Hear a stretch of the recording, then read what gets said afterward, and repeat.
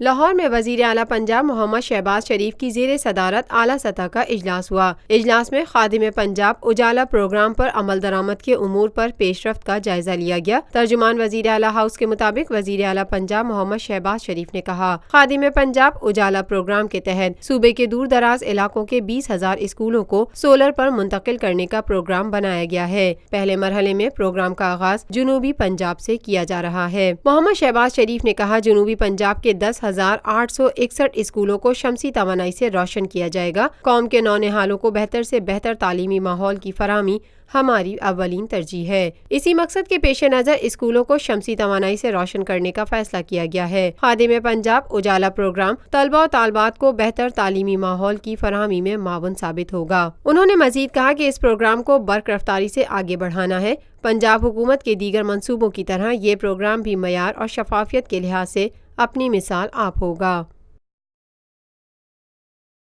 Lotus Lake Towers, a groundbreaking endeavor by Lotus Properties.